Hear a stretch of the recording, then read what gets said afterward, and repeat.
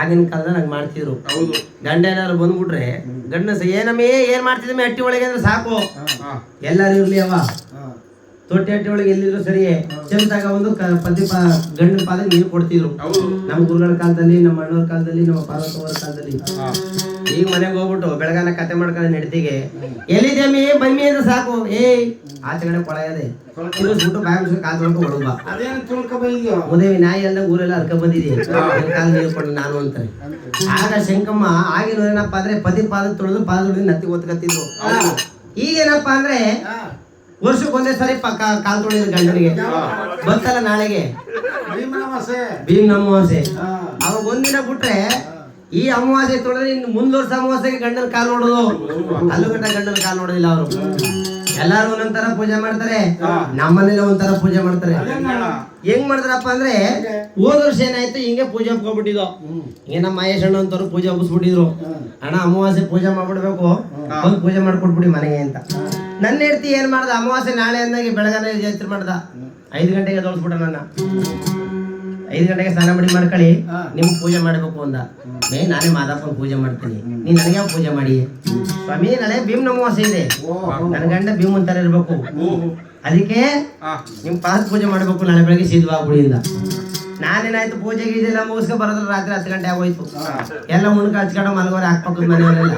ನಾನು ಪೂಜೆ ಮಾಡಿಸ್ಕೊಳಕ್ ಅವಾಗ ಬಂದಿ ಮನೆಗೆ. ತಾಕೋ ನನ್ನ ಅಣ್ಣ ಏನ್ ರೆಡಿ ಮಾಡ್ಕೊ ಕೂತವಳೆ, ಒಂದು ಅಂಡೆ ಆಗಲ್ಲ ಜೀವಂತ ಅದ ಪರಾಟ ಬರುತ್ತಲ್ಲ ಕೋಸಂಬರಿ ಪರಾಟ, ಒಂದ್ ತಟ್ಟೆ ಮಡಗಿರು ಸಾಕು ನನಗೆ. ಆ ಕೋಸಂಬರಿ ಪರಾಟ ತಗೊಂಡ್ಬಂದ್ ಮಡಿಗ ಕೂತವಳೆ.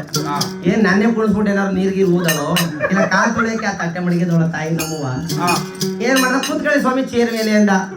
ಕೂತ್ಕೊಳ್ಳಿ ಚೇರ್ ಮೇಲೆ ಹಚ್ಕೊಂಡಾಗಿ ಮಡಗಿ ಸ್ವಾಮಿ ಅಂದ.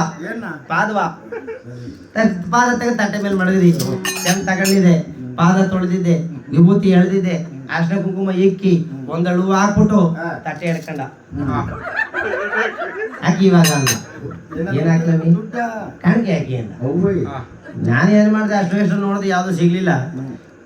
ಪೂಜೆಗೆ ಹೋಗಿದ್ವಲ್ಲ, ಮಂಗಳಾರತಿಗೆ ಯಾರು ಒಂದು 10 ರೂಪಾಯಿ ನೋಟ್ ಹಾಕಿದ್ರು.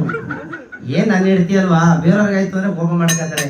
ನನ್ನ ಹೆಂಡತಿಗೆ ಹಾಕೋದಕ್ಕೆ ಬಿಡು ಅಂದ್ಬಿಟ್ಟು 10 ರೂಪಾಯಿ ಹಾಕಿ